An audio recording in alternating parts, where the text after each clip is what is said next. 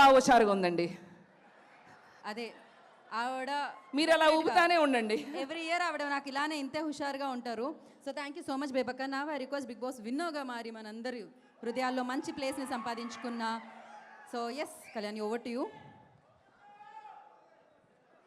అవన్నీ అయిపోయినా అన్న యాక్టర్. గుడ్ ఈవినింగ్ అండి అందరికీ. సో లాస్ట్ ఇయర్ వరకు అక్కడ కూర్చోడానికి కూడా అర్హత లేనోడిని ఈరోజు 1 ఇయర్లో ఇక్కడికి వచ్చి కూర్చోనంటే అదంతా మీదే వాళ్ళే. అండ్ దీని అందరికీ ఇన్స్పిరేషన్ ఎవరు అంటే చిరంజీవి గారు. అరే నాన్న లైవ్ నాన్న, ఇది ఆగండి.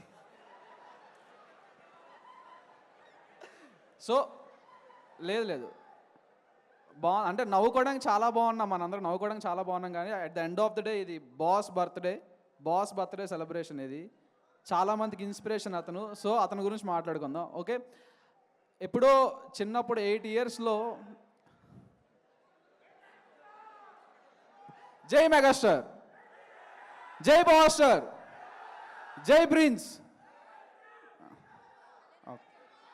జై చరణన్న, జై గ్లోబల్ స్టార్. ఓకే, యా ఇప్పుడు మాట్లాడిస్తారా? ఓకే, సో ఒక్క నిమిషం ఆయన మాట్లాడేంత వరకు కొంచెం ఒక్కసారి ప్లీజ్. జై మెగాస్టార్, జై మెగాస్టార్, జై బాస్టర్. నేను నైట్ అంతా కూర్చొని జై కొట్టే ఓపిక నాకు ఉంది. ఓకేనా? సో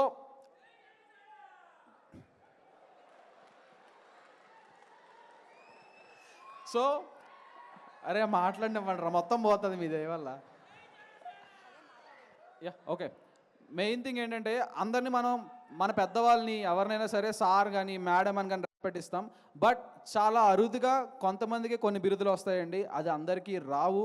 అది ఎంతో పుణ్యం చేసుకొని ఎంతో గొప్ప వ్యక్తులు అయితే మాత్రం రాదు.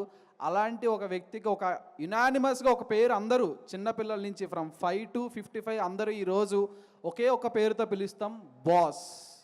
అది అందరికీ రాదు, ఆ బిరుదు అందరికీ సూట్ కాదు కూడా. సో ఆ బాస్ అనే పదం తీసుకొచ్చారంటే అతను ఏదో పెద్దగానే చేస్తున్నారు. సో అలాంటి అతనికి మనం రెస్పెక్ట్ ఇచ్చి, చిన్నప్పటి నుంచి నాకు ద ఫస్ట్ హీరో 8 ఇయర్స్లో నేను స్టాలిన్ సినిమా చూసా. నేను మా డాడీ తర్వాత నాకు అంత అందంగా, అంత పవర్తో, అంత గూస్ బంప్ తెప్పించిన మూవీ నాకు ఏదైనా ఉందంటే స్టాలిన్. ఆ రోజు నుండి ఈ రోజు వరకు నాకు ఆ మూవీ ఫేవరెట్ మూవీ. ఆ రోజు అనుకున్నా ఇతనిలా ఏదో రోజు అవ్వాలని చెప్పి.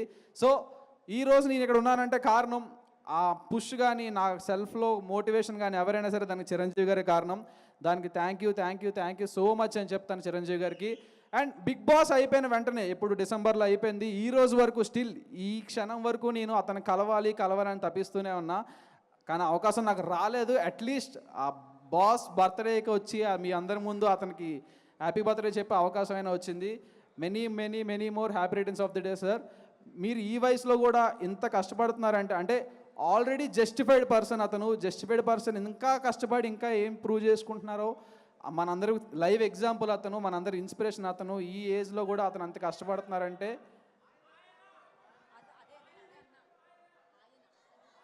ఓ ఆయన సారీ బ్రో, నాకు తెలీదు.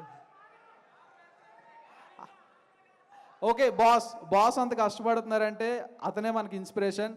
సో వన్స్ అగైన్, అండ్ అతను చూస్తూ పెరిగాను. బట్ అతని నుంచి వచ్చిన మొక్కే ఇంకొకరు ఆయన. అది ఒక్కొక్క ప్రాంతానికి, ఆంధ్రకి, తెలంగాణ, కాకపోతే అది ప్రేమతోనే అండి. At the end of the day boss bro అతను.